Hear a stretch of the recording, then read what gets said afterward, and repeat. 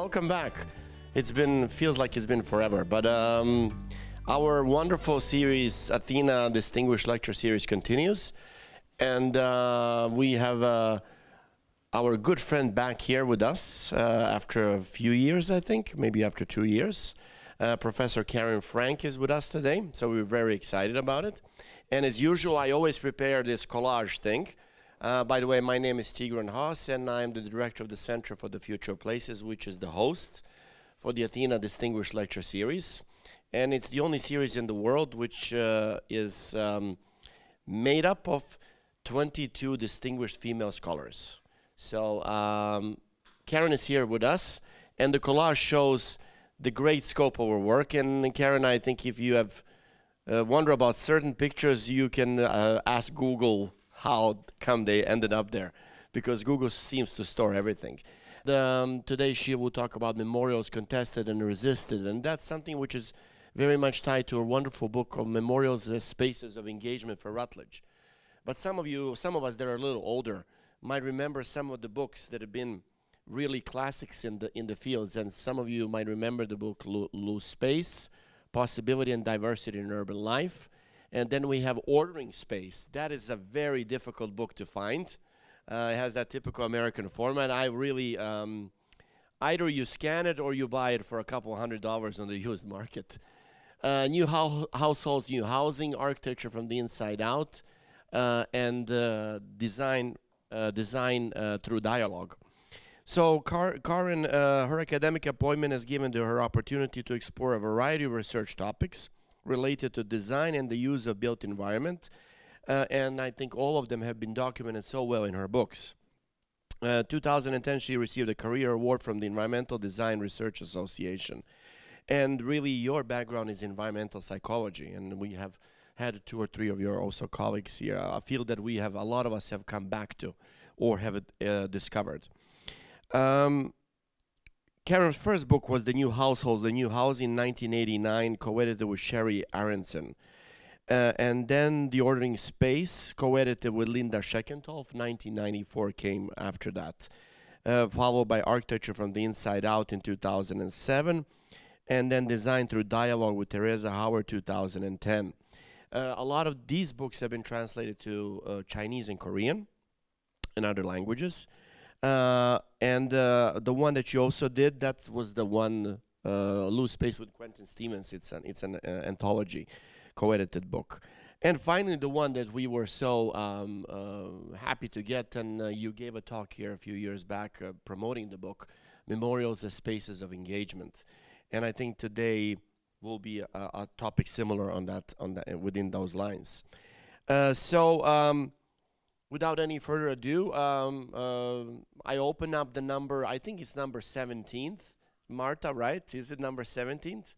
Something like that. And also this will be recorded, so for all our colleagues that were not able to come today because of the exam week, they will have a chance to see it. So we're really happy to have you, Karen, and the floor is yours.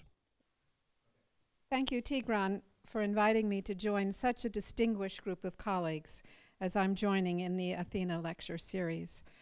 Now that all those book covers are up there, I have to tell you a story about Amazon. Amazon sent me a notice that I might be interested in one of these books. The book was Architecture Timed. I was astounded that they couldn't keep track of the authors of the books. I was horrified. And then I got a second announcement I would be interested in this book. It's a very strange thing to be told you might be interested in your own book. So with my colleague, I wrote a book called Memorials as Spaces of Engagement, as Tigran has told you. We were very interested, both Quentin and I, in the change in the design of memorials, how they have become both more abstract and how much more they invite participation by the people who visit the memorial. And certainly the memorial to the murdered Jews of Europe makes that very clear as an example. So the question was, why did this happen and when did it happen? And we had assumed that it started with the memorial in Washington, D.C., the Vietnam Veterans Memorial. But we found, of course, that it had started much earlier. And that's partly what the book is about, is when it started, how memorials have changed. I'm not going to dwell on that part of memorials so much today. I'll talk a little bit about design, but what I'm more interested in today is how memorials are so fiercely contested. I'm using many examples from the United States, but certainly there are examples in other countries. And the two types of contestation I'm looking at are before the memorial is even built, and then after it is built, even many, many years later.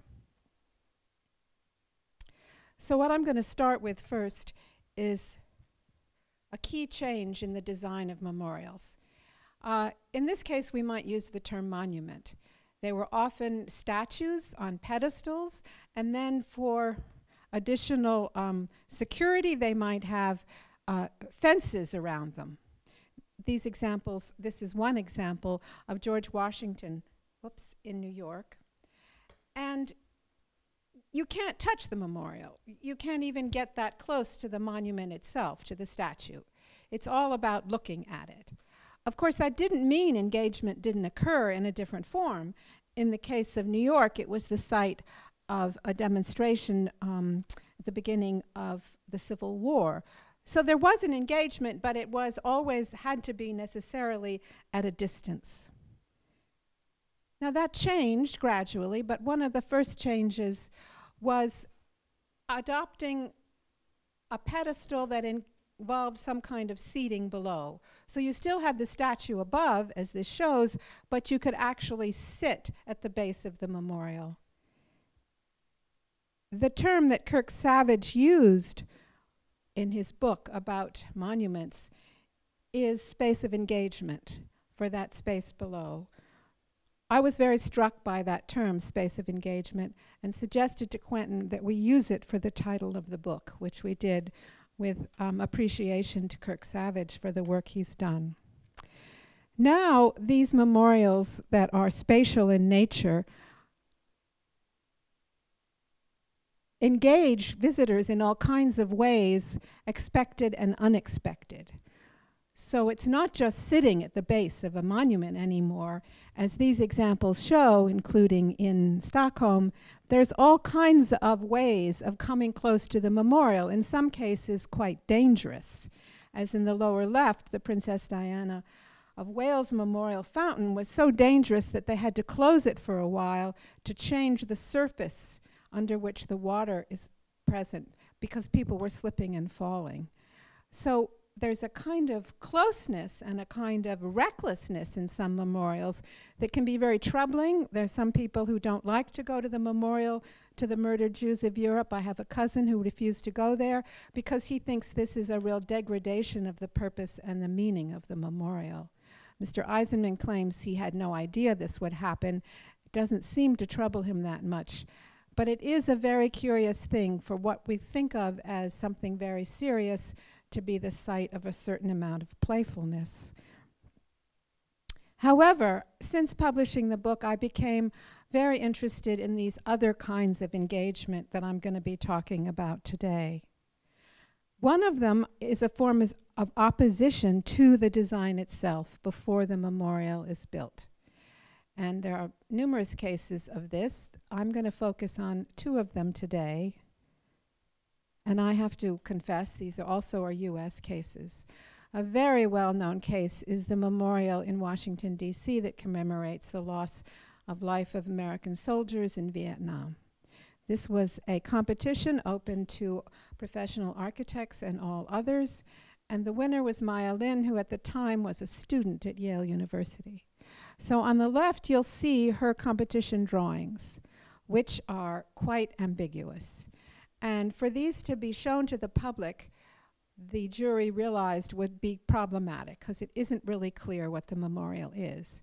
So those drawings were basically redrawn on the right so that the public could understand more clearly what the memorial was about.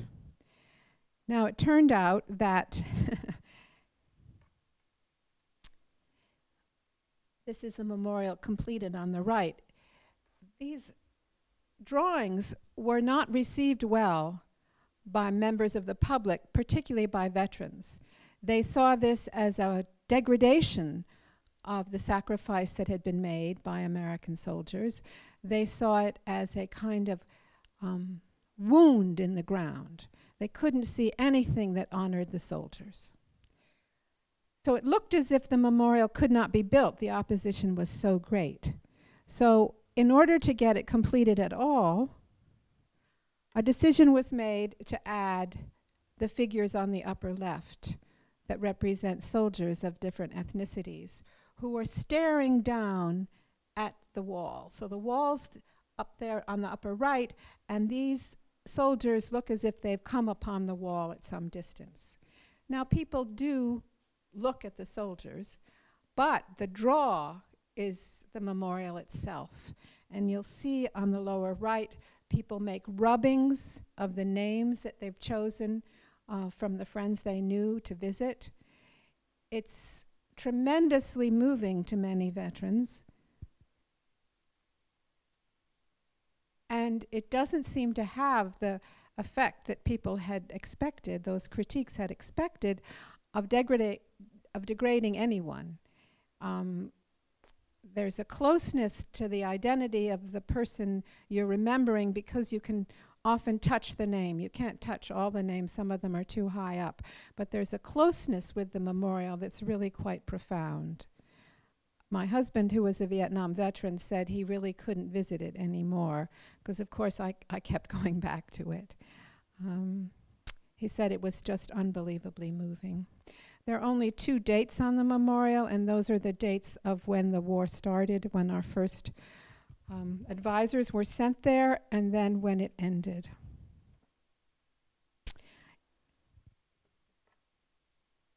Another far less well-known example of contestation, but I think it had an effect on the struggle over the Vietnam Veterans Memorial, was the competition for a memorial to Franklin Delano Roosevelt. That's the upper left, was a winning design, again a competition. And the winning design was chosen in 1960. And it's these enormous stela, very tall stela, with the expectation that speeches by Roosevelt would be engraved upon it, as you'll see on the lower left. Originally, there was to be no likeness of Roosevelt. Everyone felt that everyone knows what Roosevelt looks like. We don't need a likeness. But they were going to have recordings of his speeches in the memorial itself, which is very rare. Memorials don't usually come with sound. Well, there was quite a bit of public criticism. There was really an outpouring of criticism. The tallest stela was 165 feet, and people felt that was much too tall, that it was kind of dwarfing the Washington Monument in the distance. And the designers said that they wanted very much a memorial that was, quote, contemporary in expression. And that meant for them abstraction. And it was precisely that abstraction that seemed to have been very, very dispiriting to the public and to critics, that is, critics who weren't more modernist in approach. So the designers lowered the height of the stela and agreed to a likeness of Roosevelt that would be engraved in stone. But the Commission of Fine Arts in Washington was still very critical of the design, and basically, even though there was approval expressed, Congress failed to approve it. And the Roosevelt family didn't want a memorial. They wanted an arboretum, that is, trees. Well, a second competition was held, and that's on the right by Marcel. The winning design was by Marcel Breuer, and some people felt that he was really taking off from the earlier design, that it was actually too similar.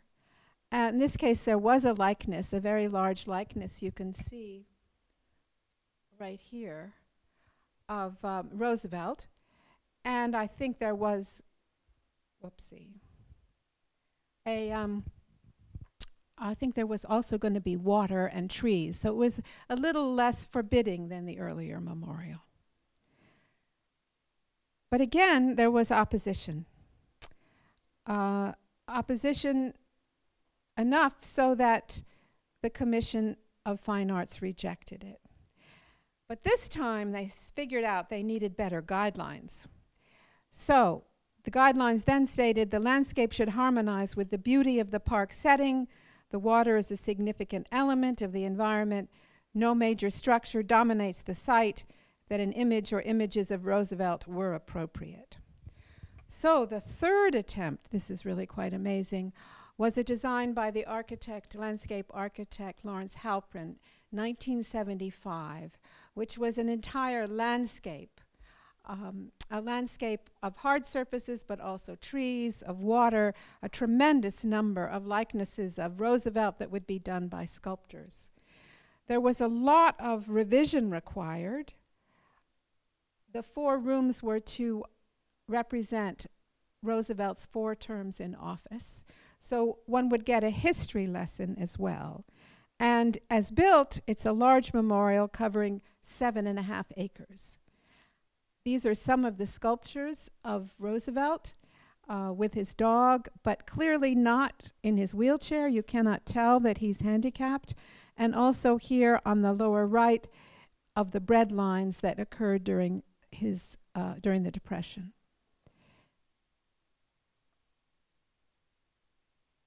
So it took a tremendous number of years for this memorial to finally be built.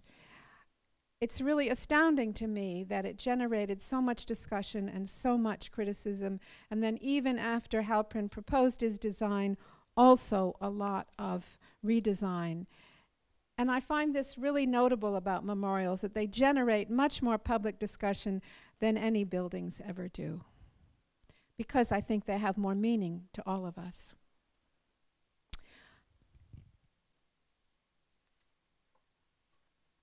I had to end with this section of my talk with an interesting story. This is a monument of civic virtue completed in 1922 by an sculptor who's very well known in New York, and it's in front of City Hall. And you can't tell right here, but this gentleman has his foot on the neck of a woman, and the woman represents unrighteousness. This was decried at the time by feminists, and the mayor of New York at the time, LaGuardia, was also critical of the statue. He didn't like exiting City Hall with the view of this man's naked buttocks. Despite this criticism, the memorial remained there for a number of years, for almost 20 years. But we'll hear more about the story of this monument further on in my lecture. So, I talked about opposing the design. What to do when the public or the authorities oppose the content of the memorial. This can be quite tricky. And I have decided not to distinguish between the public and the official authorities too much here.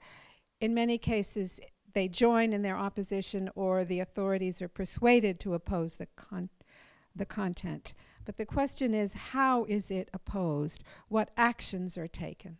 And one obvious one is to modify it, to let it stay there, but to modify it.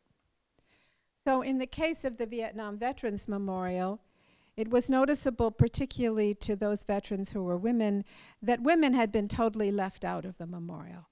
So a little bit like adding those soldiers, another sculpture was added to the precinct of the memorial to recognize the contribution of women, particularly as nurses. So this is quite interesting. You have one memorial, it doesn't tell enough of the story, so you add something to it. Sometimes, if it's an abstract memorial, a sculpture. Or, today, we note many times that the contributions of Black people have not been recognized. And we also want to give much more attention in many memorials to the individual identity of everyday citizens. So in this case, the Robert Gould Shaw Memorial in Boston recognized the 54th Regiment that gave their lives during the Civil War, and the names of black soldiers that were killed were added in 1981.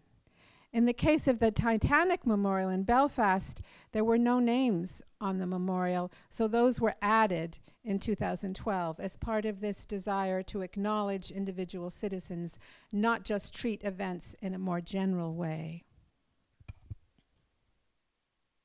And during his lifetime, Roosevelt never wanted to be shown in a wheelchair, and he never was. He was never photographed in a wheelchair or painted. But just before the memorial to him was completed, the disabled community made a very strong case that he should be depicted in a wheelchair, that was something that the public needed to know about, needed to recognize, needed to appreciate. So a statue was added to depict him in a wheelchair. And this is very interesting because it's right on the ground. There's a lot of, again, physical engagement with this statue. Because unlike earlier statues, it's not on a pedestal, it's right there, something that people can actually sit on. So, what else do we do in modifying? Well, sometimes with some humor. In the Ukraine, a law was passed to decommunize the country, and this meant to remove any memorials of Lenin.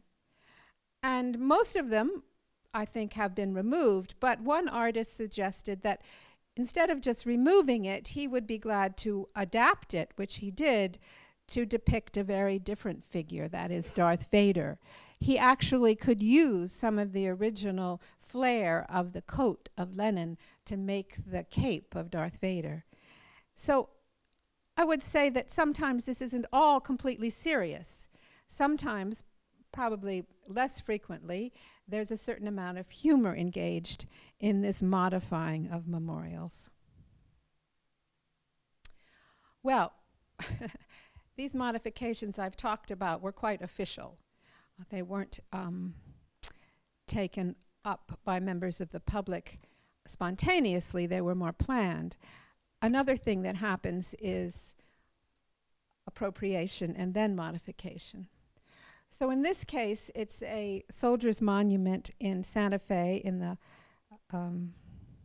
the square in Santa Fe, New Mexico, and it is to a war that occurred in that part of the country where the soldiers,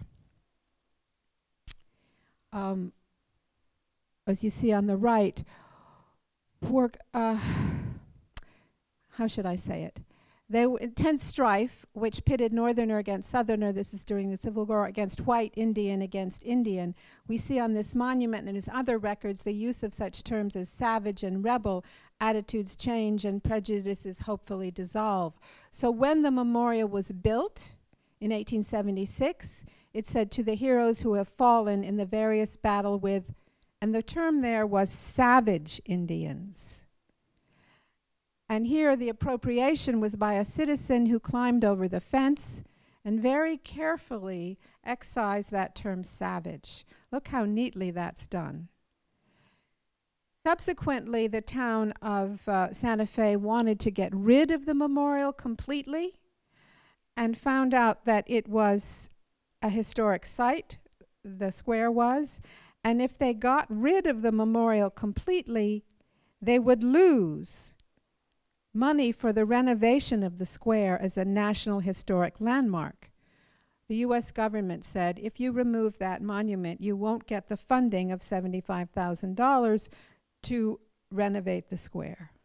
So they kept the monument, and they added this disclaimer. I want to clarify, the original monument, well, it's still there, honors the Union soldiers in the Civil War. But it's very interesting. It doesn't make that clear in either case. It's a kind of ambiguous memorial in that sense. Speaking of the Union soldiers, I don't know if you follow the news in the US, but The Civil War has never ended, and recently it seems to have re-erupted in the sense that there is a lot of opposition now to Confederate monuments that are all over the South. This started not just with Mr. Trump, but earlier with the killing of black people in Charleston, North Carolina. So these monuments have taken on additional meanings now. This is one that was abused very soon after the murder of 9 congregants in a church, black congregants in a church in North Carolina. And with the emergence of the movement of Black Lives Matter, what's so powerful to me is that we tend to think of monuments as invisible, but in fact they become kind of billboards. They're billboards originally for the first idea, the recognition of the sacrifice of Confederate soldiers, and then they become a second billboard when, after all these years, they become the site of contestation of that worshiping of, I would call it a kind of worshiping of the sacrifice of Confederate soldiers in the South that blacks rightly feel is a continuing dishonoring of black people.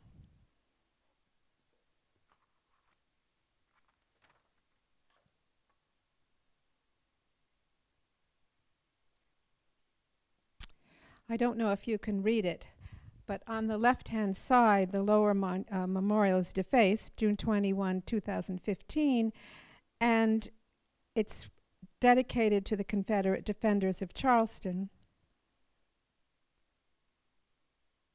and to the cause for which they fought.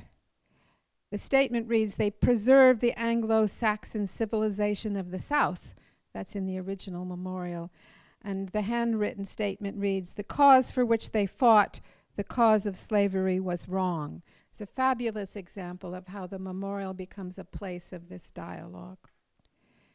Then, of course, the question is what to do afterwards with these memorials.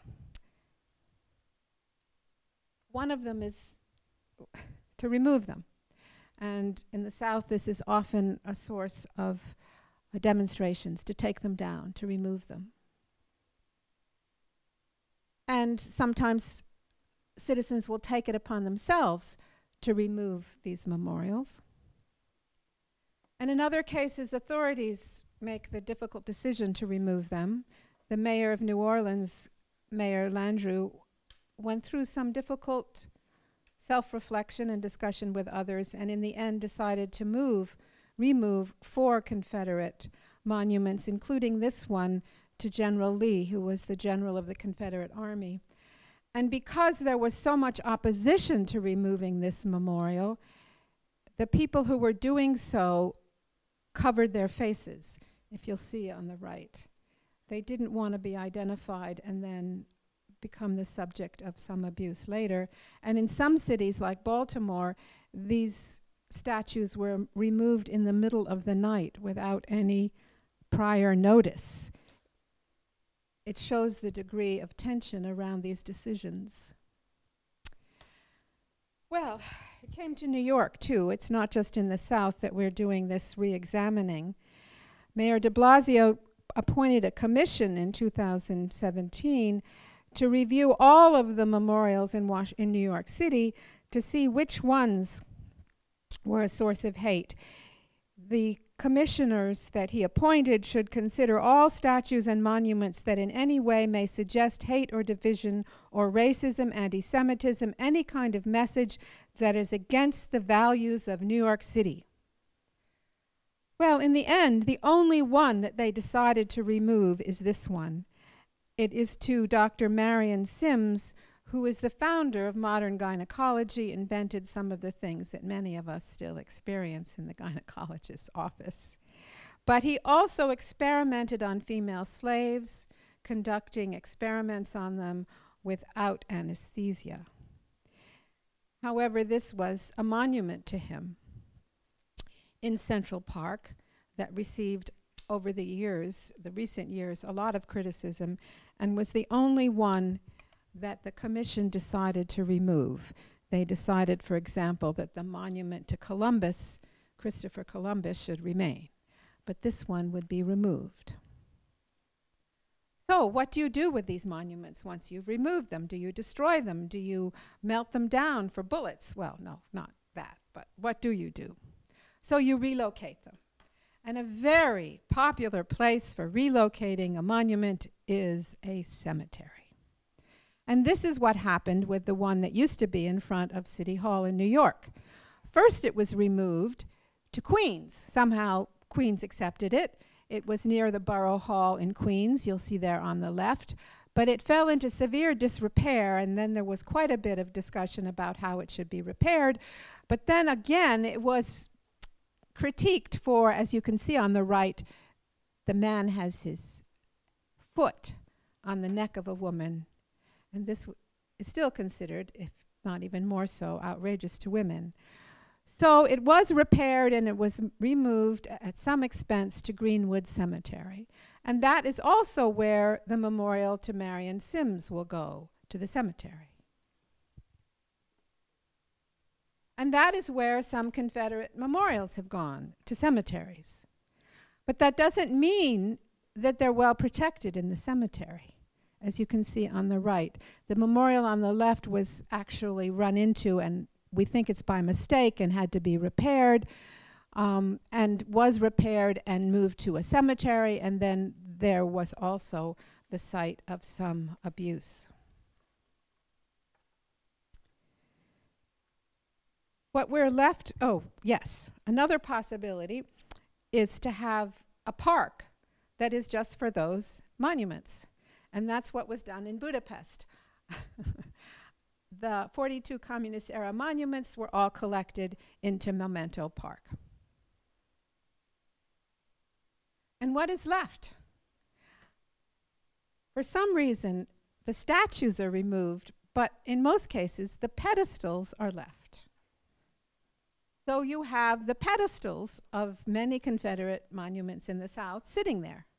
And sometimes they continue to receive some responses from the public, because people remember what was there. In this case, it's Baltimore, where I don't know if it was Citizens or the Parks Department replaced the statues to General Lee and Stonewall Jackson with these little plants. And one passerby said that he really thought that there should be a sign saying what used to be there, because it seemed too bad that history was gone completely. Why not have a sign on the memorial, a kind of explanation for the statue that used to be there and why it's not there? It's another little lesson. I found this just recently when I was looking up the contestation of Confederate memorials, and it's an example of something quite unusual. This gentleman in the picture, director Zach Manuel, is actually making a video of what can be done with pedestals, and he's suggesting in many cases a new figure to be placed upon the pedestal. In this case, the name of the person is Every Woman. This pedestal used to have a statue of Jefferson Davis, the president of the Confederacy in New Orleans, and he's creating a video for the title song of a civil rights activist who has a latest album, If All I Was Black. And he wants to show how pedestals can be used for positive spaces for African Americans. I'm going to end here with a quote from the writer Robert Musil, who's often quoted, "There is nothing so invisible in the world as a monument." And that is so true. We all pass by monuments every day that we hardly notice. But in some cases, they become highly visible, highly contested, and the source of much controversy and discussion. Even more so, it seems today, than ever before. Thank you. Okay, wonderful. So now we're going to open a little bit for discussion, or if you have general questions. Actually, I had a question on the Confederate, but you already covered that. We had some discussions here a few months. I think Chuck will remember, and we had a colleague of ours from South Carolina. He was talking about, it was in Charleston, I think there was a Confederate statue of one of the generals. And there was a rather uproar to should we take it or leave it. And I think there was a activists, citizens group of African Americans that came up with an idea to build even a higher statue of a prominent African American social fighter worker. I'm not sure what happened with that, but it was an interesting thing. You know, do you take it away, as you said, or do you counter it with something else? So this contestation in public space, I guess, is interesting when it comes to monuments. But my question on the, and there was an article the other day, I think it was in one of our leading papers, that the most taken care of public spaces with monuments are graveyards, and this is where people assemble. Are these real public spaces? Do you see them as public spaces that should be used actively? The cemetery? At the cemeteries, and also these public spaces where we have the monuments, which are sort of completely focused on a monument or on a specific statue. I've focused my talk on the monument or the memorial, but certainly there's often a large park around it. So the memorials that were, one of the memorials that was removed from Baltimore, the one with the empty pedestal and the flower pots, is in a large park. So I wouldn't say that in many cases the space is focused on the memorial. It's just there in a larger space. Greenwood Cemetery is making a very large effort to have more people visit it, to make it, it's privately owned, it's not owned by the city, to make it a site of walks, of bird watching, of visiting the various historic graves, and in that sense, Sims and civic virtue become, in a sense, more prominent now that they're in the cemetery, at least in that cemetery. So I think it really varies with the public space, both what it's for and how management is encouraging people to come or not. Many of the Confederate memorials are in front of civic buildings in the South, and once you're in front of a civic building, like civic virtue in front of City Hall, it gives it great prominence. If it's kind of in a park, it gives it less, but I wouldn't say that that makes any of these Confederate memorials less contested based on where they are. It seems to have little to do with where they are. Just having one is already problematic. That they suggested another memorial to kind of counter the first one is something that Quentin and I have also written about in an article, because we're very interested in that term, counter monument. That term was invented by James Young as a way to identify what in Germany he noticed was an attempt to get away from monumentality. So the counter monument that James Young refers to is a monument that doesn't look monumental. What we would like to say is counter monument can also be the addition of a monument that counters the first one. And the term we use for that is dialogic, that it's creating a dialogue between the first monument and the second monument. I was curious what was being written about counter monuments, so I thought, well, I'll just Google it, just see what comes up. Not Google Scholar, just what comes up. So I Googled it, and my God, it's a little bit like Amazon. My name came up, both because of this article that I had written with Quentin and because I was interviewed by Canadian radio last year to comment on the struggle that they're having in Canada now with what to do with these monuments that are now no longer socially or politically acceptable. Because that's what it really is, an entire society, not just black people in the US, but an entire society says, we no longer want to honor these people. And what do you do with Christopher Columbus? You do honor him. We see him as a discoverer, but he also is a murderer.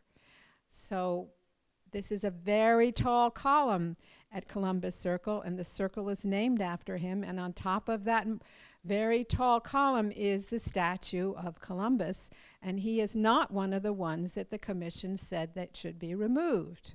Although the mayor of a town on Long Island that's heavily Italian-American volunteered that all memorials of Columbus that are dismantled could be adopted by his town.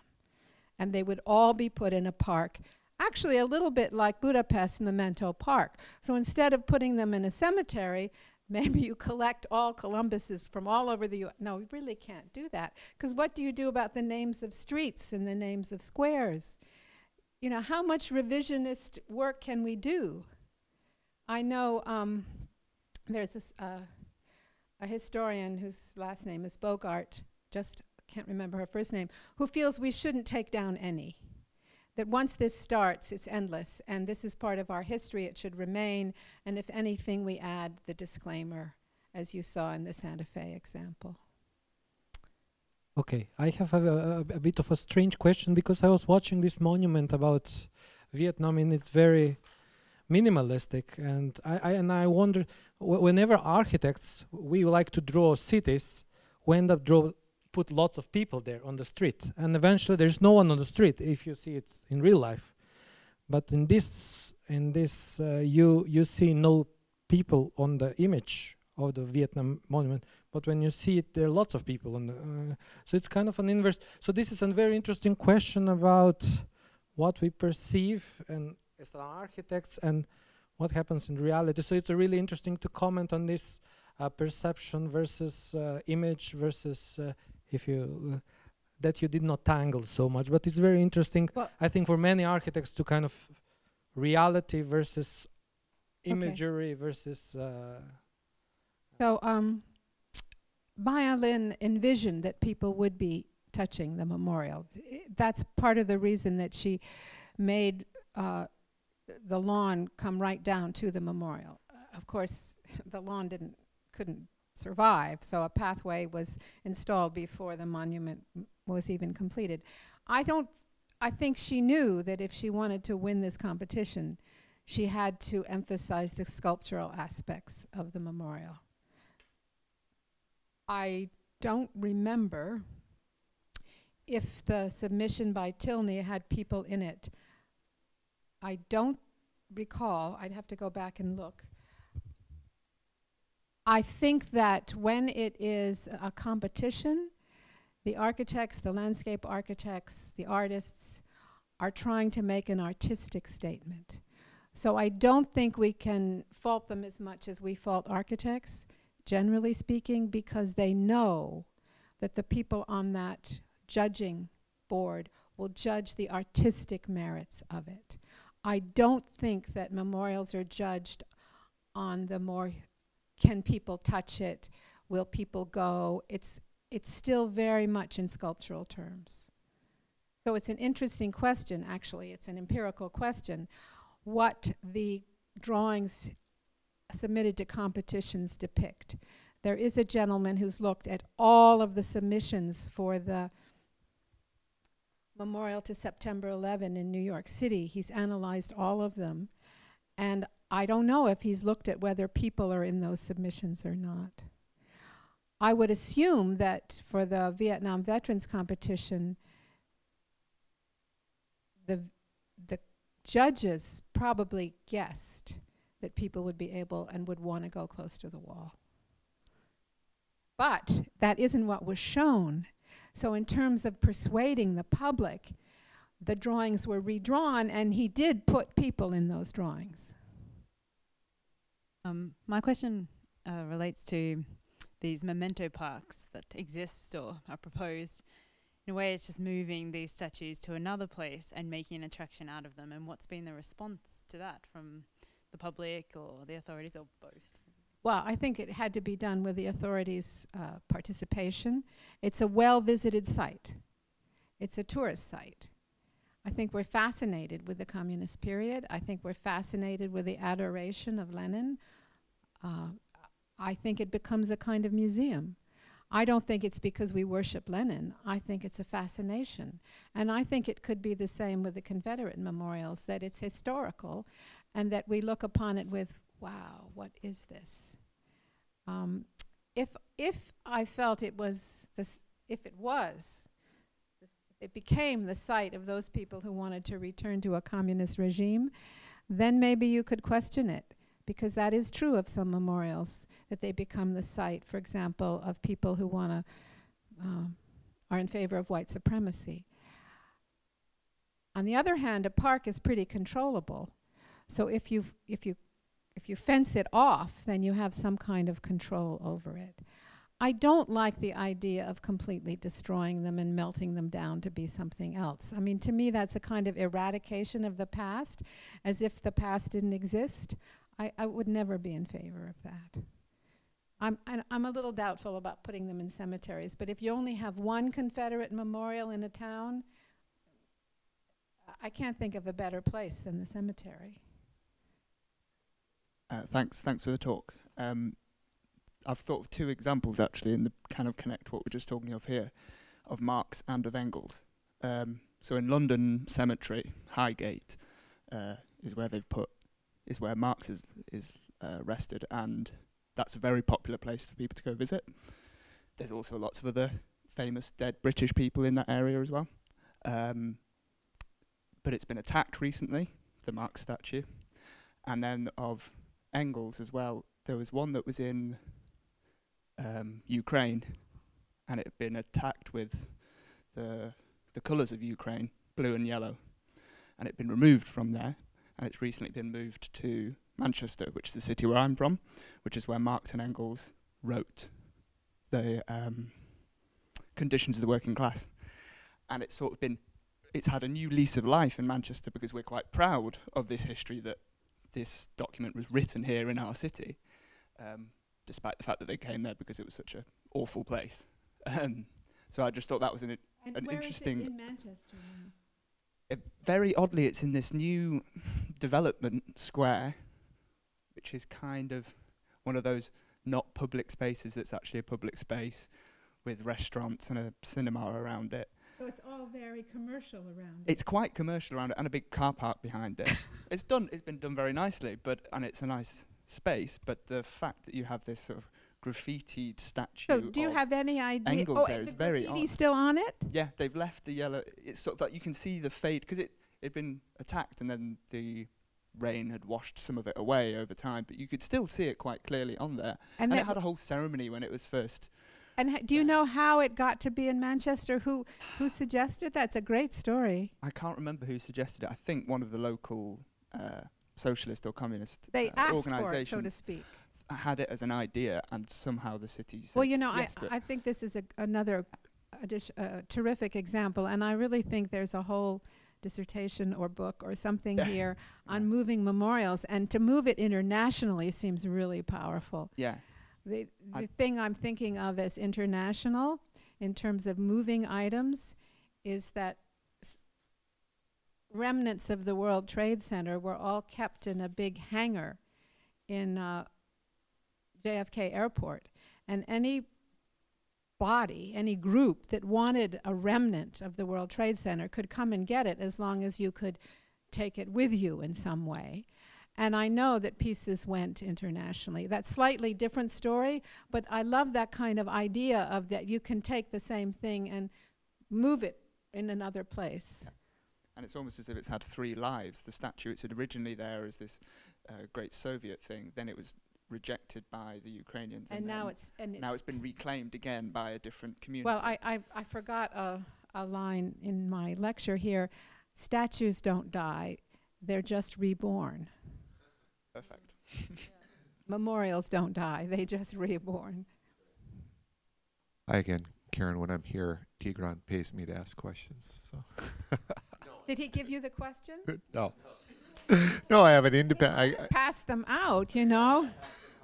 No, I have a question because based on... I was a lawyer in the United States and before I transitioned away into other things, but one thing I learned about was the role of citizen opposition to any project, and that sort of transmuted in my new reality to a fascination with the role of, you know, the buzzword co-creation.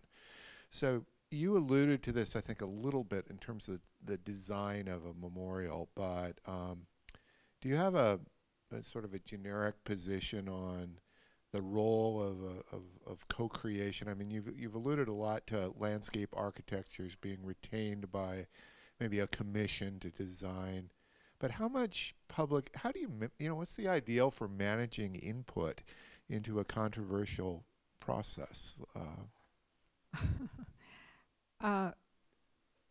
Well, Lawrence Halprin was chosen Right. for that final design because the senator from Oregon, whose name escapes me right now, had said to the Arts Commission that Halprin was very responsive to clients. So it may be sometimes in the choice of an architect, those who are hiring the architect or the artist may consider that architect's or artist's history in being responsive to the client. But the client is not usually the whole public. So how you get input from an entire public can be quite complicated. In the case of the memorial to September 11 in New York, it was the survivors and the families of those who were killed who had tremendous influence on that memorial. But that was invited influence. And in the end, the struggle over the order of the names, what sequence we used for the names, was so controversial that in the end the mayor had to decide it. So even when you do have some form of participation, it only, it seems to me, increases the degree of disagreement. But at least there's some attempt to get that input. I didn't talk about informal memorials today, but people are creating their own memorials all the time today in urban public space, which I do not recall in my youth was the case. So there is an output of memorializing that is remarkable. And in the book we talk about informal memorials. Well, especially after great tragedies like as well. Princess Diana. Or terrorist events. I've had the unfortunate experience of being on site not too long after Paris or Nice, and watch the evolution in Nice on the Promenade d'Anglais. And what they did is they had, I hope I'm not taking too much time here, but I think it speaks to the point. They almost curated the spontaneous memorial for several months and guarded it, and kept it as a spontaneous memorial. And then they moved it across the promenade within one of the pavilions in the linear park that parallels the Nice tramway system. But it was a very, very interesting thing to watch how, because my wife and I go there a lot, and so we saw it evolve over a year, how it went from the informal to the formal. So. And then, of course, are the items kept? I think some of them because were, well, flowers die, but yeah. In many cases, for example, the Vietnam Veterans Memorial, everything that's not perishable is kept. And it takes up an enormous warehouse that I've been to, an enormous warehouse. And the difficulty is that then people think they can leave things at the World War II Memorial and they'll be kept. So sometimes, I think at the World War II Memorial, there's a sign saying, we do not collect what is left here. But that's an incredible curating task to keep all those items. September 11, what was left has also been archived in New York City. So you can, in a sense, those informal memorials become formal in the sense of the archiving of them. I actually just remember the name. My mind sometimes gets fuzzy. Nathaniel Walker, our colleague, which we had a course together, remember, the histories and theories. He had, with his students, was given a chance to, they unearthed 36, I think, African-American bodies from the slave trade in Charleston, and they wanted to dedicate a memorial. He told us the story about this counter Confederate general, so I remember the name. One question, maybe a reflection, because you started with the Holocaust Memorial, and you saw that was a problematic one for the victims and for maybe critics or for users, but then you have the one which most of people agree was almost a superb piece of art, the Libyans Jewish Museum in Berlin. So what if you could look at that one and the first one? What do you see the problem with the first one, the one that Eisenman did? The Liebskin came first. Sorry, the Liebskin came first, but And the you second know, one. do you know Liebskin at first thought that Eisenman had copied him? There was a real tension there. And then he agreed, he finally kind of acknowledged that Eisenman hadn't stopped him, copied him. I want to say some side things about that memorial.